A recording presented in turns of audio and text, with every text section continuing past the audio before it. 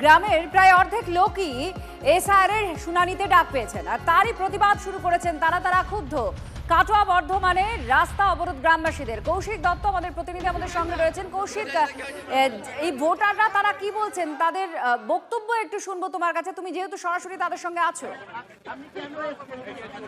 দেখো, মূলত হচ্ছে কাটোয়ার গাগুলডাঙ্গা গ্রাম। এই গাগুলডাঙ্গা গ্রামের দুটো বুথে প্রায় 2200 জন ভোটার, তাদের মধ্যে কিন্তু প্রায় 1200 জনকে তাদেরকে এসআইআর নোটিশ পাঠানো হয়েছে এবং তারই প্রতিবাদে তারা কিন্তু এখানে রাস্তা অবরোধে বসেছে। আমরা যদি এই মুহূর্তে কথা বলার চেষ্টা করি, যারা যারা যারা গ্রামের মধ্যে রয়েছে, রাস্তা অবরোধ কেন? আপনার ফর্মে শব্দ নাম ঠিক আছে, তবু কি বলে হিয়ারিং এর ডাক করে জনকে ডেকেছে বলা গ্রামবাসীরা জানাচ্ছে কিন্তু 1200 জনকে কিন্তু ইতিমধ্যে দেখেছে। আমরা এখানকার যিনি তারা রাস্তায় নেমে প্রতিবাদটা কেন করছেন, তাদেরকে কেউ বলেছে যে রাস্তায় নেমে প্রতিবাদ করতে?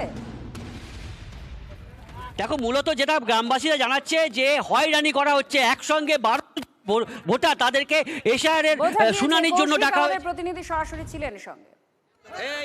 যাদের হিয়ারিং আসার কথা, অ্যাপে যেটা দেখেছিলাম 108, পরের দিনে বেড়ে হয়ে গেল আপনার 236, তারপরে গতকাল অবধি প্রায় 370 পার করে গেছে।